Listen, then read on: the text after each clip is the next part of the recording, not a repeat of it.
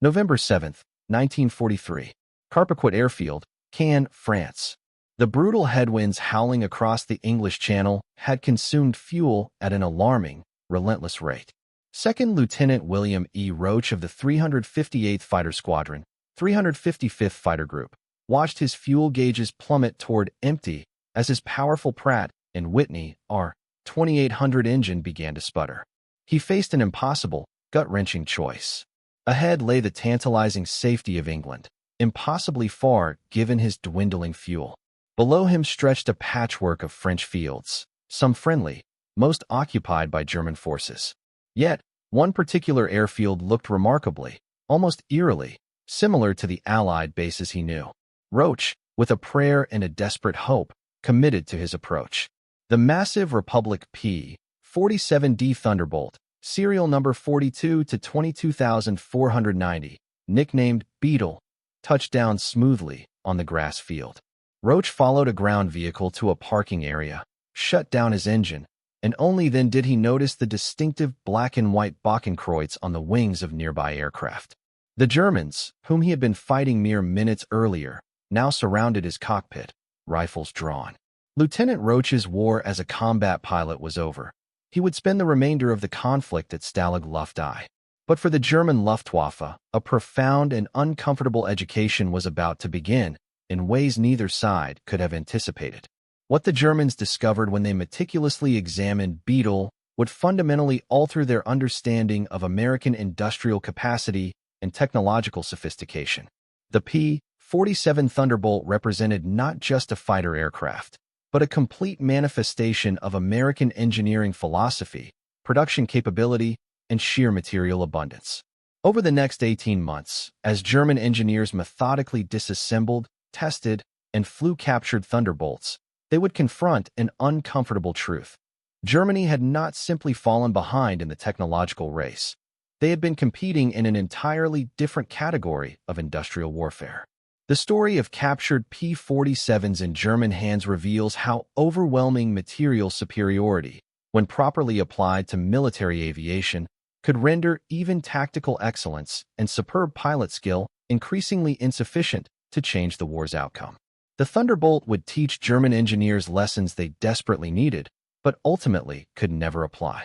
Their nation simply lacked the resources, the industrial infrastructure, and the precious time to implement what American factories produced as standard equipment. Early German misconceptions. The capture of William Roach's P-47 on November 7, 1943, was not the first time the Luftwaffe had encountered the Thunderbolt in combat. German pilots had been battling the massive American fighter since April 1943, when the 4th Fighter Group first escorted B-17 bombers into hostile airspace over occupied Europe. Initial impressions from Luftwaffe combat reports reflected a mixture of contempt and confusion.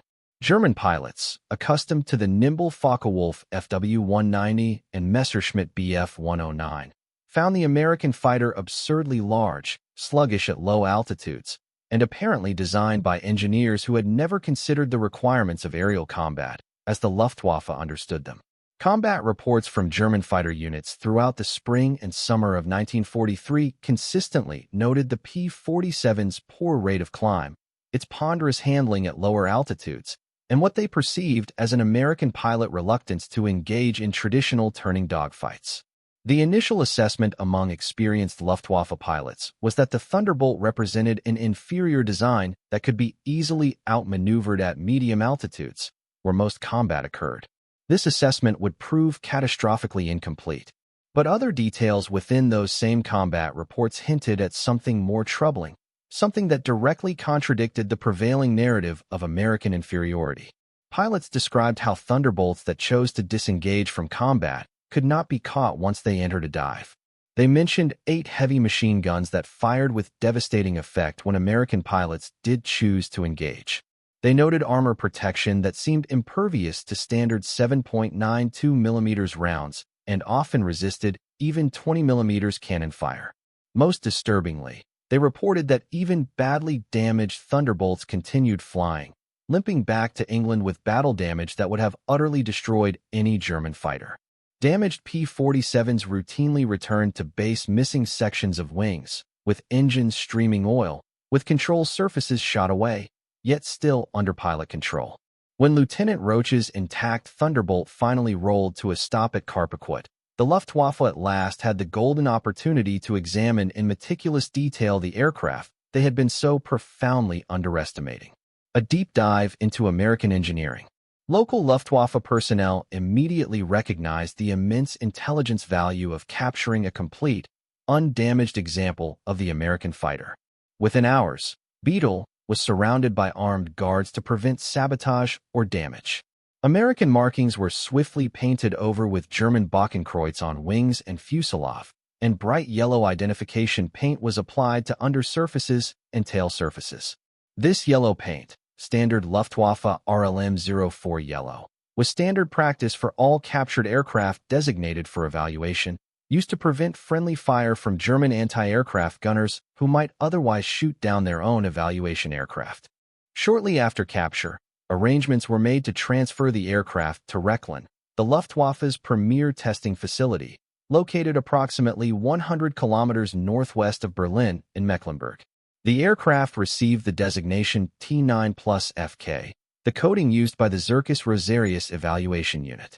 Hans Werner Lerche, the principal test pilot and chief engineer at Erprobungsstelle Rechlin, was assigned to conduct the initial evaluation flights. Lerche, who would ultimately fly over 125 different aircraft types during the war without ever crashing or seriously damaging a single aircraft, approached the P-47 with professional curiosity, tempered by appropriate caution given the aircraft's complex and unfamiliar systems. His first impression, documented in his logbook and later published in his memoirs, Luftwaffe Test Pilot, Flying Captured Allied Aircraft of World War II, reflected profound surprise at the cockpit's complexity. The instrument panel contained what seemed like twice the number of gauges found in German fighters. Strange levers controlled systems Lerche had never encountered in German designs. The turbosupercharger system required an understanding of exhaust flow management principles that were theoretical in German aviation circles, but apparently standard practice in American designs. The constant-speed propeller operated differently from German equivalents. Most confusing was the elaborate system of automatic engine management that German pilots handled manually through constant throttle and mixture adjustments. Lerche wrote in his memoirs, "The P-47 cockpit could baffle even an experienced pilot. I gradually managed to ascertain the function of most of the levers and instruments. But there were also some obscure controls, the meaning of which was not immediately clear to me." He spent considerable time on the ground, experimenting with controls and meticulously studying the layout before attempting flight, a testament to his methodical approach to test flying unfamiliar aircraft without the benefit of pilots' manuals or operational documentation. The power of the R-2800 and turbosupercharger. The engine start sequence alone revealed a level of sophistication beyond standard German practice. The Pratt Whitney R-2800 double wasp required specific procedures to properly initialize the massive turbosupercharger system. Lerche followed the process methodically, his engineer's mind cataloging each step and inferring the purpose of each action. When the 18-cylinder radial engine roared to life, it produced a sound utterly different from the sharp bark of German inline engines or even the BMW 801 radial that powered the FW-190. This was a deep, powerful rumble that spoke of enormous displacement and tremendous power reserves held in check. Lerche taxied carefully, feeling the immense weight of the aircraft through the controls. The P-47D weighed nearly 10,000 pounds empty, and this example was still carrying substantial fuel and a full ammunition load, bringing it closer to 13,500 pounds. For comparison, the FW-190A-8, one of Germany's heaviest single-seat fighters, weighed approximately 7,650 pounds empty and roughly 10,800 pounds at maximum loaded weight. The Thunderbolt was genuinely massive for a single-seat fighter, larger than some twin-engine aircraft in Luftwaffe service. Lerche advanced the throttle for takeoff, and the stark difference between German and American engineering philosophy became immediately apparent. The R-2800 developed 2,000 horsepower at standard boost settings, with war emergency power reaching 2,300 horsepower when using water methanol injection. Germany's BMW 801D, the finest radial engine in German production and the power plant of the FW190, produced between 1,700 and 1,730 horsepower at maximum continuous power settings. Even with this power advantage, the P-47's greater weight meant the takeoff run was longer than Lerche expected, consuming nearly the entire grass field at the transfer airfield. But once airborne, Lerche began discovering why German pilots who had fought Thunderbolts only at low altitude had fundamentally misunderstood the aircraft's true capabilities. He climbed steadily, nursing the turbosupercharger to operating temperature as altitude increased. Below 15,000 feet, the P-47 felt exactly as German combat pilots had described in their reports: heavy, sluggish in turns, unable to match German fighters in maneuverability. The rate of climb was mediocre at best compared to the FW-190 or Bf-109. At this altitude range, any competent German pilot in a contemporary fighter could decisively outmaneuver the Thunderbolt in sustained turning combat. But somewhere above 20,000 feet, the character of the aircraft transformed completely. The turbosupercharger, driven by exhaust gases and becoming increasingly efficient as air pressure decreased with altitude, began forcing massive quantities of compressed air into the engine cylinders. While German engines gasped for oxygen and lost power as altitude increased, the R-2800 maintained full rated power. At 25,000 feet, where German fighters were operating at perhaps 70% of their sea-level power, the Thunderbolt's engine was still producing full-rated output. Lerche pushed the throttle forward at 25,000 feet and felt the Thunderbolt accelerate with surprising vigor for such a large aircraft. He rolled into a dive to test high-speed characteristics, and the aircraft responded with an enthusiasm that bordered on violence. The P-47 accelerated past 500 miles per hour in a steep dive, reaching speeds where the controls stiffened dramatically as airflow compressed around the airframe.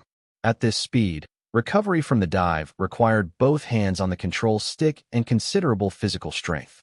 The aircraft was approaching the limits of compressibility that would not be fully understood until the jet age.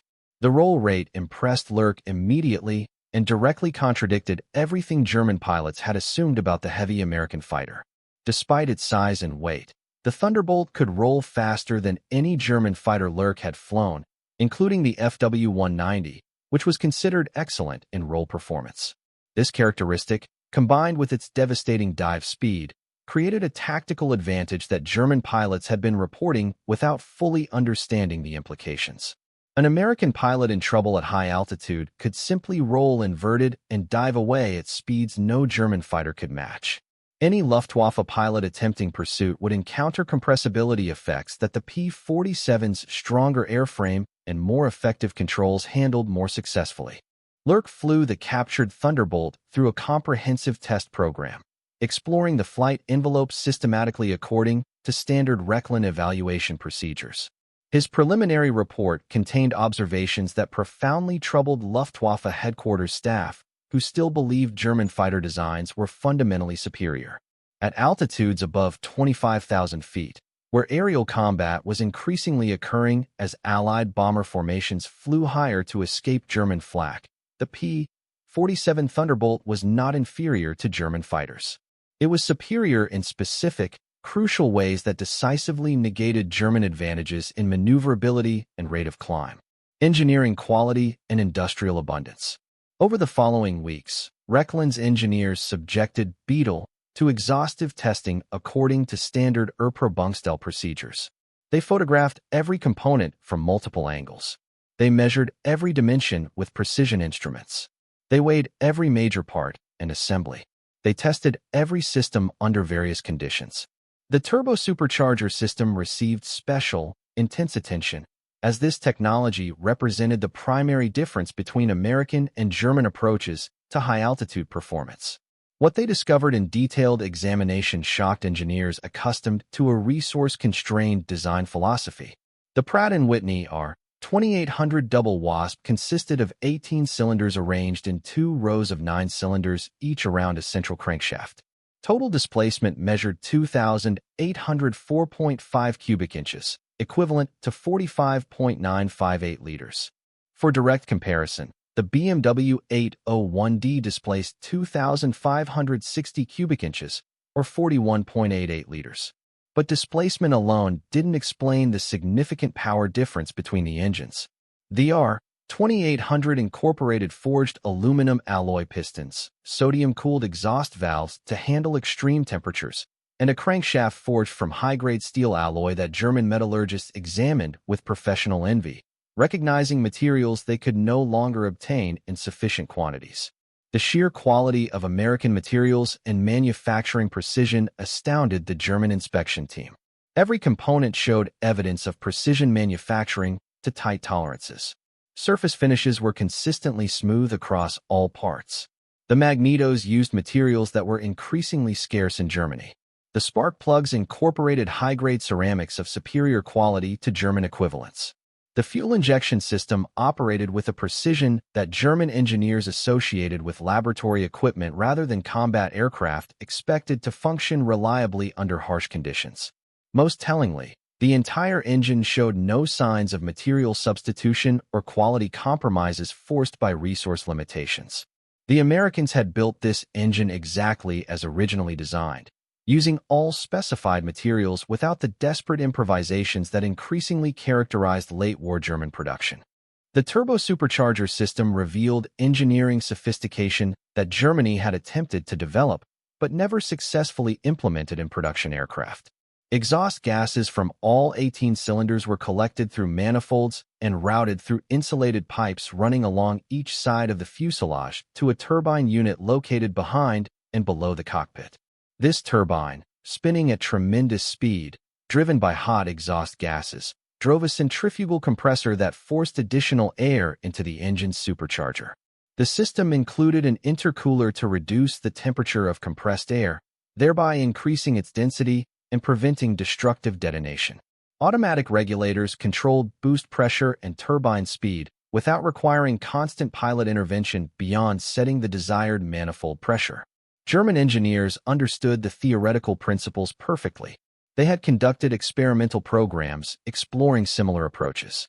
But implementing such a system in mass-produced combat aircraft had proven impossible given the material shortages and manufacturing limitations that plagued German industry by 1943. The turbosupercharger required exotic, high-temperature alloys for turbine blades that had to withstand extreme temperatures while spinning at high speeds. The control system demanded precision manufacturing and reliable components. The extensive ducting needed heat-resistant materials and perfect seals to function efficiently. Every element had to work reliably in combat conditions, exposed to vibration, temperature extremes ranging from -60 degrees Fahrenheit at altitude to over 200 degrees near the engine, and potential battle damage. The Americans had solved all these problems and installed the complete system as standard equipment on every P-47 produced. The turbosupercharger was not experimental equipment reserved for special missions or limited production runs. It was simply how the airplane worked, installed in thousands of examples. This casual implementation of advanced technology as standard production equipment revealed an industrial capacity that German engineers found difficult to fully comprehend. German technical reports from the Rechlin evaluation noted that the turbo-supercharger system alone represented a level of engineering sophistication and manufacturing capability that exceeded current German capacity to replicate in production quantities. The materials, the precision manufacturing, the quality control required to produce such systems reliably at scale simply exceeded what German industry could achieve in 1943, given strategic material shortages and the progressive degradation of manufacturing standards caused by Allied bombing and the replacement of skilled workers with forced labor. Armament, armor, and maintainability. The armament installation provided another stark lesson in American abundance and attention to design details. The P-47D mounted 8 Browning M2.50 caliber machine guns, with 4 guns installed in each wing. Most German fighters of the period carried mixed armament of typically 4 machine guns and 2 20mm cannons, or in early models, 6 machine guns total. The American decision to install 8 heavy machine guns represented a deliberate choice to maximize firepower even at the cost of additional weight and complexity. Each machine gun was fed from a separate ammunition box built into the wing structure, each box containing 425 rounds. Total ammunition capacity was 3,400 rounds across all 8 guns.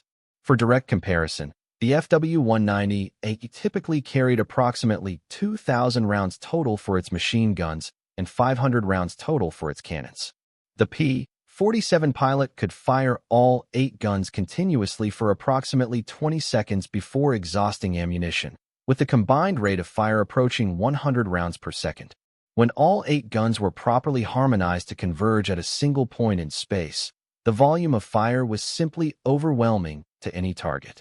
German test firings of the captured aircraft's armament system documented this devastating effect. The installation quality profoundly impressed German armament specialists who examined the systems. Each gun was mounted in an electrically heated bay to prevent freezing at high altitude, where temperatures could drop to -60 degrees Fahrenheit or lower. Spent cartridge cases and disintegrating belt links were collected through chutes and ejected through ports in the wing's lower surface, preventing them from damaging the aircraft or interfering with control surfaces. The system functioned flawlessly during Rechlin testing, despite firing thousands of rounds under varying atmospheric conditions, with no jamming or feeding malfunctions recorded. Ammunition quality also revealed another dimension of American industrial capability. The .50 caliber rounds used armor-piercing cores manufactured to consistent specifications, incendiary compounds that functioned reliably, and tracer elements that burned predictably. Testing revealed that American ammunition was consistently more reliable than equivalent German production, which had suffered quality degradation as strategic materials became scarce. The Thunderbolt's armor protection starkly demonstrated American willingness to accept significant weight penalties in exchange for pilot survivability, a philosophical difference from German design priorities. The cockpit was surrounded by heavy armor plate on multiple sides.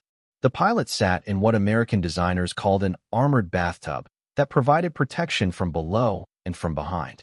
The windscreen incorporated thick, bulletproof glass capable of stopping machine gun rounds and resisting cannon shell fragments. Additional armor plates protected critical systems, including oil coolers and the vulnerable turbosupercharger.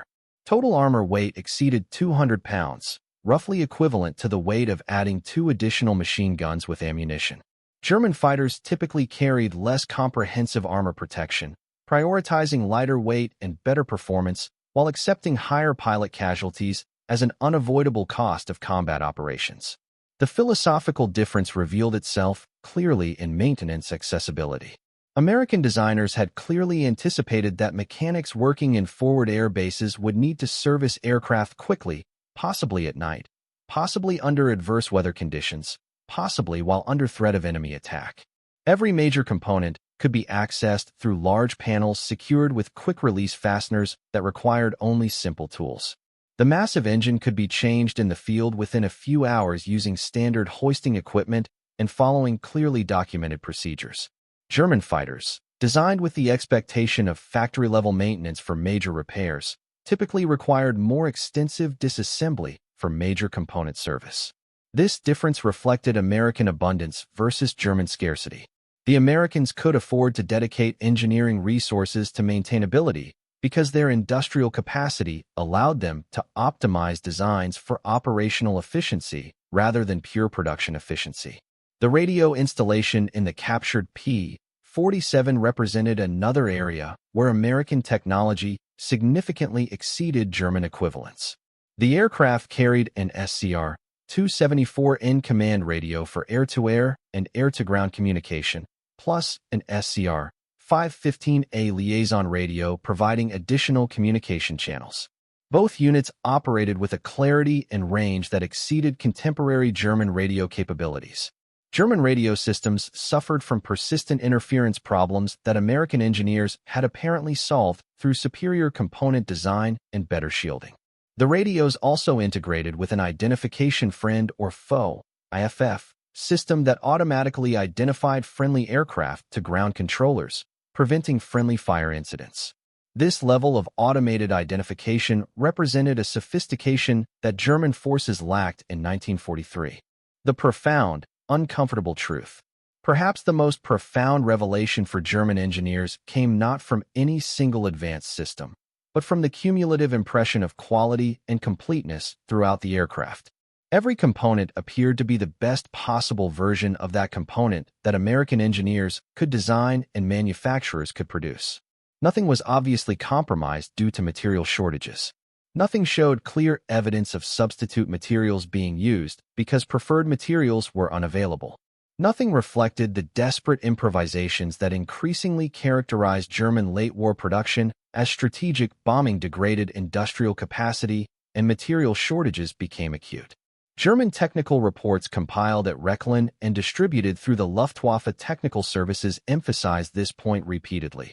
The P-47 Thunderbolt had been built exactly as the designers intended, using all specified materials and processes, with no apparent compromises forced by resource scarcity.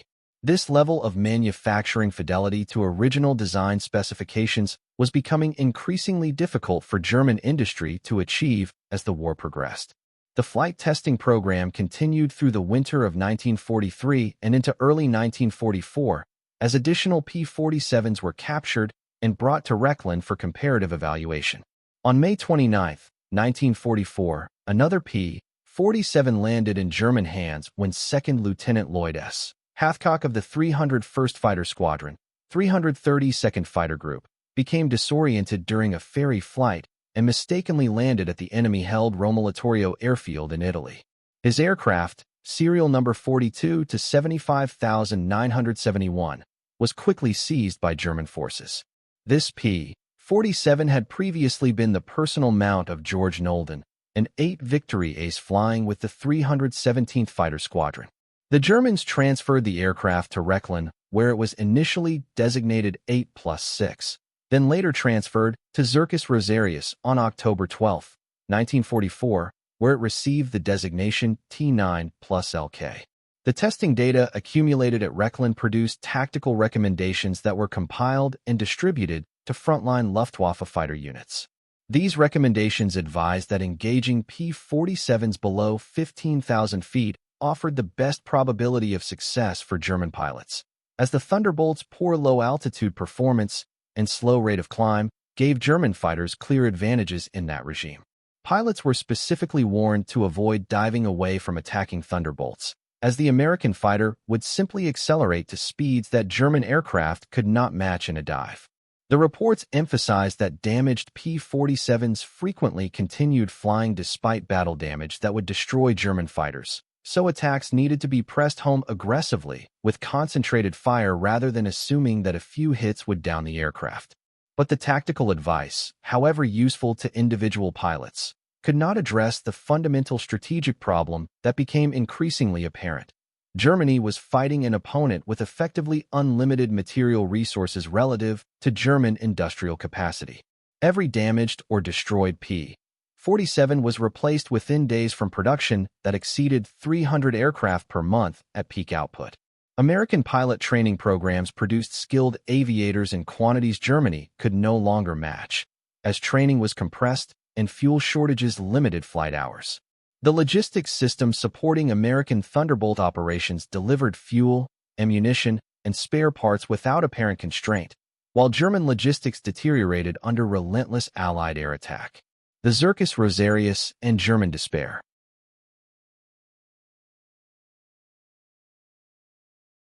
The captured P-47s were eventually transferred to the Circus Rosarius, the special Luftwaffe demonstration unit commanded by Flugkapitän Theodor Rosarius.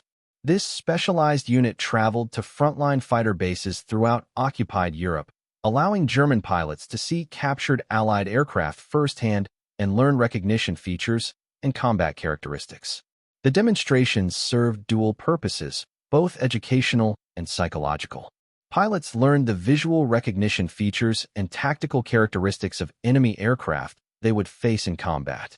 But they also saw physical evidence that Allied equipment was often superior to their own in specific important capabilities, particularly at the high altitudes where combat increasingly occurred.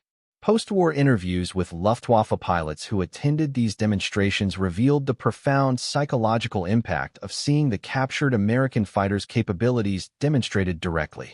While the Zirkus Rosarius pilots could show that German fighters maintained advantages in certain flight regimes, particularly at medium altitudes, the demonstrations made clear that at the altitudes where American bomber formations operated, escorted by P-47s and later P-51s, German fighters were at a distinct disadvantage. The intelligence gathered from captured P-47s included detailed performance data that directly contradicted some of the optimistic assumptions that had circulated in Luftwaffe briefings earlier in the war. At sea level, the P-47D achieved a maximum speed of approximately 350 miles per hour, not particularly impressive compared to the FW-190 as 408 miles per hour at the same altitude. At 10,000 feet, the Thunderbolt reached approximately 375 miles per hour. But at 30,000 feet, the P-47 achieved 426 miles per hour, while the Focke-Wulf struggled to reach 370 miles per hour, and the Bf-109G managed approximately 385 miles per hour. The performance advantage at combat altitudes was clear, decisive, and growing more important as Allied bomber formations flew higher to escape German anti-aircraft fire. The service ceiling comparison proved equally discouraging for German pilots. The P-47 Thunderbolt service ceiling reached 42,000 feet. German fighters rarely operated effectively above 35,000 feet, and their performance degraded rapidly at higher altitudes due to reduced engine power in the thin air. American bomber formations could and did operate at altitudes where German interceptors could barely reach them, and where the interceptors that did reach combat altitude had insufficient power reserves for effective combat maneuvering. The P-47 escorts operated comfortably at these altitudes, maintaining full combat capability while German fighters struggled. Range comparisons between American and German fighters revealed another dimension of American industrial and logistical superiority. With external fuel tanks, the P-47D could escort bombers on missions penetrating deep into Germany. Early P-47 models had limited range that restricted their effectiveness, but by 1944, Thunderbolts equipped with 108-gallon drop tanks routinely flew missions covering 1,000 miles or more. German fighters, designed primarily for short-range interception missions in defense of the Reich, lacked the internal fuel capacity for extended operations. The difference in operational radius meant that American fighters could engage at times and places of their choosing, while German fighters were forced to fight defensively. The captured Thunderbolts also provided insights into American pilot training and tactical doctrine through examination of gun camera footage and analysis of combat damage patterns on aircraft that had survived combat before capture. The evidence suggested that American pilots consistently employed tactics that emphasized the P-47's strengths while meticulously avoiding situations that exposed its weaknesses. They maintained high altitude where the turbosupercharger provided a clear advantage. They used dive and zoom attacks rather than attempting sustained turning dogfights where German fighters held advantage. They worked in coordinated pairs or four-ship flights rather than engaging in individual combat, maintaining mutual support even when this meant declining apparently advantageous individual engagement opportunities. The discipline evident in American tactical execution profoundly impressed Luftwaffe analysts who studied the evidence. Many Luftwaffe pilots, particularly experienced aces, preferred to fight individually, relying on personal skill and aggressive tactics to achieve victory. American pilots appeared to follow established doctrine consistently, supporting each other systematically, and rarely allowing individual pride or aggression to override tactical sense. This disciplined approach, combined with superior high-altitude equipment and a growing numerical advantage, created a combination that even veteran German pilots found increasingly difficult to overcome as the war progressed. By D-Day in June 1944, the strategic situation had deteriorated to the point where intelligence on captured aircraft provided little practical value to Germany's war effort. The Luftwaffe understood clearly that American equipment was superior in important ways. They comprehended American tactics. They had detailed technical data on Allied aircraft performance. But this knowledge could not produce the resources, strategic materials, manufacturing capacity, and trained personnel needed to effectively compete. The Rechlin reports, carefully compiled and professionally distributed throughout the Luftwaffe technical services, served primarily to document the widening technological and industrial gap that was relentlessly driving Germany toward inevitable defeat. The unsurmountable industrial gap. The comparison between American and German engine production illustrated the impossible position Germany faced. Pratt Whitney, along with Ford Motor Company, produced over 125,000 R-2800 engines by war's end. Production of this single engine type exceeded Germany's entire combat aircraft engine production. BMW produced approximately 61,000 examples of the 801 radial engine throughout the entire war. The Daimler-Benz DB605, Germany's most produced inline engine, reached approximately 42,400 units total production. American production of one advanced engine type surpassed Germany's total output of all combat aircraft engines combined. American industry in 1944 produced approximately 96,000 aircraft, while Germany reached approximately 25,000 aircraft of all types. The United States produced 38,000 fighters alone, plus 16,000 heavy bombers, plus thousands of medium bombers, transports, and trainers. When combined with British and Soviet production, the Allied advantage in aircraft production exceeded 5:1 by 1944. The industrial base supporting this production operated on a scale Germany could not possibly match. The Aluminum Company of America alone produced more aluminum than Germany's entire aluminum industry. Individual American steel plants frequently outproduced the entire Ruhr industrial region. The automotive factories that manufactured vehicles operated on moving assembly lines, where German plants used batch production methods. Even the machine tools that built the machines that built the aircraft were themselves produced in quantities that allowed American industry to supply not only its own requirements, but also substantial quantities to British and Soviet allies. The captured P-47s ultimately ended their service in the chaotic final months of the European War. The aircraft designated T-9+FK, originally William Roach's Beetle, was recovered by American forces at Göttingen in May 1945, found among a collection of captured Allied aircraft that the Germans had been evaluating. Photographs taken by American forces show the aircraft still wearing partial German markings, parked alongside FW-190s and Bf-109s in what was effectively a museum of captured equipment, documenting the breadth of the Luftwaffe's intelligence-gathering effort. The Thunderbolts that served with German evaluation units provided German pilots and engineers an education they desperately needed, but had received far too late to matter strategically. The aircraft demonstrated that American industrial philosophy prioritized absolute capability over elegant efficiency, abundant resources over careful optimization, and systematic material advantage over individual technical excellence. These priorities, when implemented with nearly unlimited resources and manufacturing capacity, produced weapon systems that outclassed German equivalents in the aggregate, even when German designs showed superior characteristics in specific, isolated parameters. The lesson extended far beyond the P-47 itself. Every category of captured American equipment told the same fundamental story.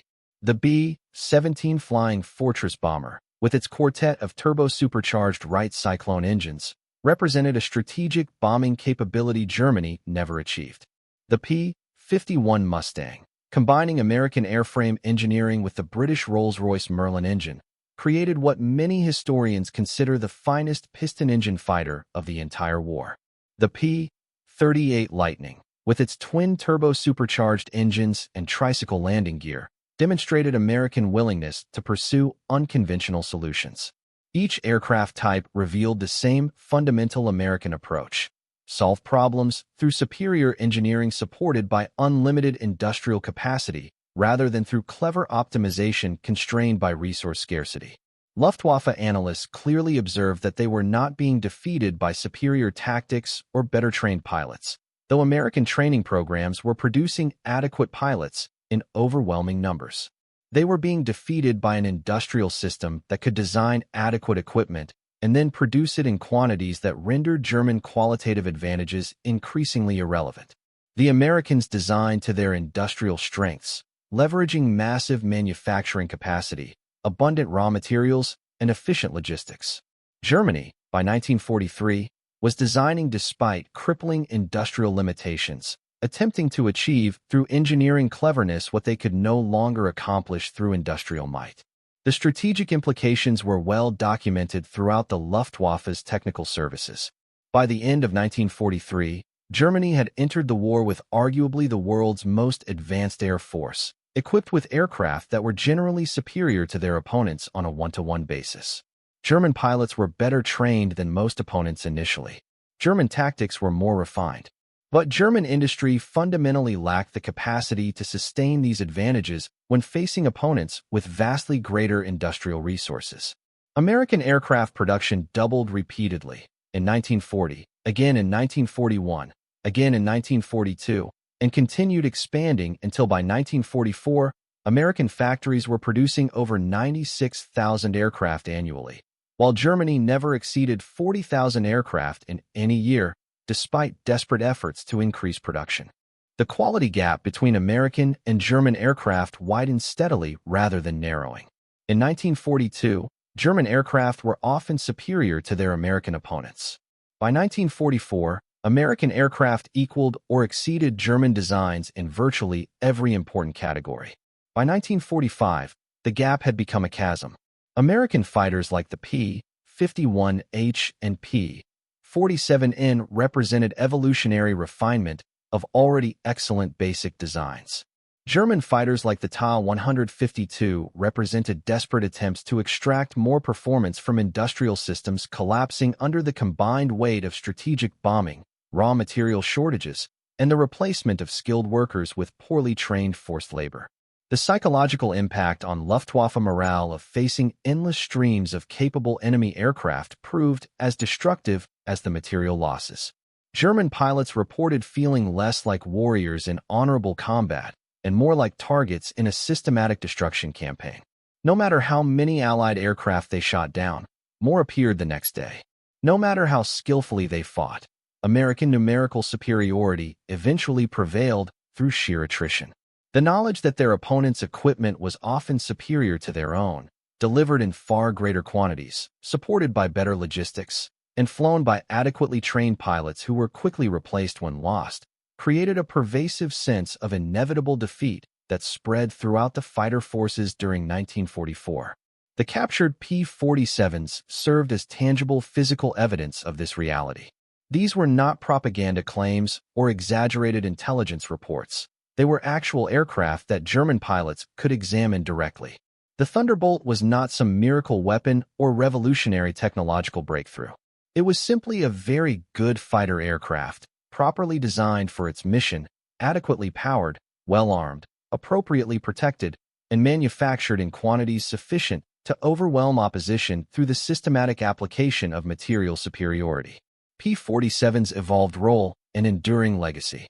The final historical irony was that the Germans learned these lessons thoroughly, documented them professionally, and grasped the implications completely, yet could never apply the knowledge they gained. Understanding American industrial superiority did not grant Germany the aluminum, steel, fuel, skilled labor, undamaged factories, and functioning transportation networks needed to produce equivalent aircraft in equivalent quantities. Knowing the P-47's exact capabilities did not provide the high-temperature alloys, precision manufacturing equipment, quality control systems, and trained workforce needed to build comparable turbosupercharger systems. Intelligence gathered from captured aircraft documented the dimensions of German defeat with professional thoroughness, without offering any realistic path to avoid that defeat. When Allied forces captured Rechlin and its associated facilities in May 1945, they found extensive documentation of the captured aircraft evaluation program. German technical reports filled filing cabinets, detailing every measurable characteristic of every American and British aircraft that had been examined during the war. The reports were models of technical thoroughness and scientific objectivity. They also represented thousands of man-hours spent meticulously documenting capabilities that Germany could observe and measure but never replicate, given their deteriorating industrial situation. American technical intelligence teams who reviewed the German reports after the war noted with professional interest that German engineers had understood American aircraft capabilities more clearly and in greater detail than American commanders sometimes did. The Germans had identified weaknesses in American designs that American pilots learned to work around through experience. The technical analysis was frequently more detailed and rigorous than equivalent American evaluations of their own equipment. German engineering competence had never been in question. But the American reviewers also noted what the German reports implicitly revealed about Germany's strategic situation. Germany had attempted to fight a modern industrial war with an industrial base insufficient for the task. They had compensated through excellent engineering, superior pilot training in the early war years, and tactical innovation born of necessity. These advantages had sustained them through early victories against opponents with similar resource constraints. But against an opponent like the United States, possessing industrial capacity that exceeded all other major powers combined, excellent engineering and tactical skill could only delay the inevitable outcome rather than change it. The story of German engineers examining captured P-47 Thunderbolts provides a clear case study in the realities of industrial warfare as it had evolved by the Second World War. The Thunderbolt succeeded not because it was the absolute best possible fighter aircraft by every conceivable measure, but because it was a very effective fighter aircraft produced in quantities that made isolated examples of technical superiority strategically irrelevant. American industry built 15,683 Thunderbolts while simultaneously building 15,486 P-51 Mustangs, 10,371 P-38 Lightnings, 13,738 F-6F Hellcats, and 12,571 F-4U Corsairs. Total American fighter production exceeded 70,000 aircraft during the war, and each aircraft represented thousands of hours of skilled labor, tons of aluminum and steel, hundreds of precision components, and manufacturing capacity that Germany could not approach. The P-47 Thunderbolt became a symbol of American industrial dominance to German pilots who fought against it. Luftwaffe pilots used the same nickname American pilots had coined, calling it the Jug in acknowledgement of its ungainly appearance. They also called it Thunderbird after the emblem many squadrons painted on engine cowlings. As losses mounted and the strategic situation deteriorated, some referred to it simply as that 8-gun fighter, and learned through bitter experience to avoid engaging Thunderbolts at altitudes where the American fighter held a tactical advantage, which increasingly meant avoiding combat above 20,000 feet, where the turbosupercharger gave the P-47 decisive performance superiority.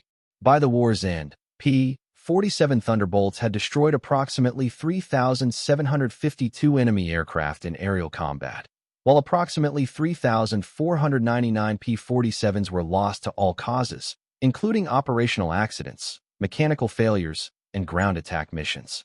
This roughly 1:1 exchange rate in total losses appears unremarkable until one considers that the Thunderbolt served primarily in the ground attack role from mid-1944 onward, facing intense anti-aircraft fire during low-level missions rather than engaging primarily in air-to-air combat.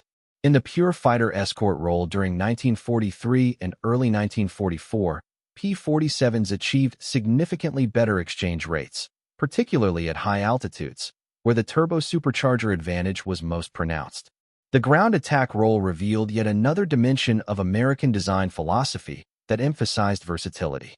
When P-51 Mustangs with their superior range began taking over bomber escort duties in 1944, the 9th Air Force reassigned many Thunderbolt groups to tactical air support missions. The rugged P-47, with its reliable air-cooled radial engine and heavy armor protection, proved exceptionally well-suited for dangerous low-altitude attack missions. The same characteristics that made it seem ponderous in low-altitude dogfights: substantial size, heavy weight, comprehensive armor, powerful armament, made it nearly ideal for ground attack missions where survivability and firepower mattered more than maneuverability. Thunderbolt pilots flying ground attack missions destroyed staggering quantities of German military equipment. Official claims documented through gun camera footage and after-action reports included over 86,000 railway cars, 9,000 locomotives, 6,000 armored fighting vehicles, and 68,000 trucks destroyed or damaged. While such claims inevitably included some duplication, the scale of destruction was undeniable and had a measurable impact on German military operations. The P-47, armed with bombs and rockets in addition to its 8 machine guns, had evolved into a true multi-role combat aircraft. German ground forces learned to recognize and fear the characteristic sound of the Pratt Whitney R-2800 radial engines at low altitude. The deep rumble provided warning of impending attacks that German troops were largely helpless to prevent. The psychological impact of constant air attack, combined with substantial material losses and the disruption of logistics and communications, measurably degraded German ground forces' combat effectiveness throughout 1944 and 1945. An epilogue, fates of pilots and planes. The question of what happened to the specific captured aircraft provides an epilogue to this compelling story. William Roach's P-47D Beetle, 42 to 22,490, designated T9 plus FK by the Germans, survived the war and was recovered by American forces at Göttingen in May 1945. After evaluation by American intelligence teams examining German testing procedures, the aircraft was eventually scrapped. Lloyd Hathcock's P-47D, 42 to 75,971, designated T9 plus LK, met a similar fate, recovered but not preserved for historical purposes. The pilot's fates after capture differed markedly. William Roach spent the remainder of the war at Stalag Luft in Barth, Germany. He was liberated by Soviet forces in May 1945 and returned to the United States. Lloyd Hathcock spent 11 months as a prisoner of war, primarily at Stalag Luft 3, the site of the famous Great Escape that had occurred just 3 months before his arrival. He was the only African-American pilot among thousands of white prisoners at the camp. When Soviet forces advanced westward in January 1945, German forces evacuated the camp, forcing prisoners on a brutal winter march to Stalag Vijay and then Stalag Xid. He was liberated by Allied forces in April 1945. Hathcock returned to the United States and played a significant role in the post-war desegregation of the U.S. Air Force. He later pioneered innovations in aerial reconnaissance photography at Wright-Patterson Air Force Base. Hans Werner Lerche survived the war despite flying 125 different aircraft types, including numerous captured Allied aircraft, throughout the conflict. His remarkable safety record, never crashing or seriously damaging a single aircraft throughout his test pilot career, stands as unique in aviation history. After the war, he provided extensive debriefings to Allied intelligence services about German aircraft development programs. His memoirs, published in 1977 in German and translated into English in 1980, provide one of the most detailed first-hand accounts of the German captured aircraft evaluation program and offer valuable insights into how the Luftwaffe assessed Allied aviation technology. The broader lesson that emerges from the story of captured P-47 Thunderbolts in German hands transcends the specific technical details of one aircraft type. The Thunderbolt evaluation at Rechlin powerfully demonstrated that by 1943, the outcome of the air war over Europe was being determined not by individual pilot skill, tactical innovation, or even aircraft performance in narrow technical terms, but by industrial capacity applied at a national scale. The nation that could design adequate equipment and produce it in overwhelming quantities, while simultaneously producing everything else a modern military requires, would inevitably defeat opponents who produced technically superior equipment in insufficient quantities. Germany's situation by late 1943 was that of a nation attempting to compete industrially against opponents whose combined industrial capacity exceeded German capacity by factors of 5 or more. When Britain refused to capitulate after France fell, when the Soviet Union survived the initial German onslaught and relocated its industry beyond German reach, and when the United States entered the war with its vast, untouched industrial base, Germany's path to military victory effectively closed. The only question was how long Germany could continue fighting and how much destruction would occur before the inevitable conclusion. The story of Beetle and the other captured Thunderbolts at Rechlin thus becomes a microcosm of Germany's broader strategic dilemma. German engineers could meticulously examine American equipment, understand American capabilities, and accurately assess American industrial strength. This knowledge was professionally gathered, carefully analyzed, and thoroughly documented. But knowledge alone could not produce the aluminum, steel, rubber, fuel, machine tools, skilled workers, undamaged factories, and functioning railroads required to compete with American industrial output. The Republic P-47 Thunderbolt, examined in minute detail by German engineers at Rechlin, proved a final, undeniable truth about industrialized warfare in the 20th century. Material abundance systematically applied through competent engineering and adequate tactical execution would defeat technical excellence constrained by resource scarcity. The most powerful element in America's arsenal was not any individual technology, however impressive, but rather the complete industrial system that could conceive, design, develop, test, produce, and logistically support thousands of complex weapon systems simultaneously, while maintaining quality and continuously improving designs based on combat experience. The captured Thunderbolts taught this lesson with undeniable clarity. German engineers measured it precisely, documented it professionally, and reported it accurately through their chain of command. The lesson arrived too late to matter. By the time William Roach's Beetle was being meticulously examined at Rechlin in late 1943, the outcome of the war was already determined by industrial mathematics that no amount of German engineering skill or pilot courage could overcome. The Thunderbolts sitting on German airfields, wearing hasty Bokenkreuz markings over American stars, represented a future that had already arrived, one in which industrial capacity had become the decisive factor in modern warfare.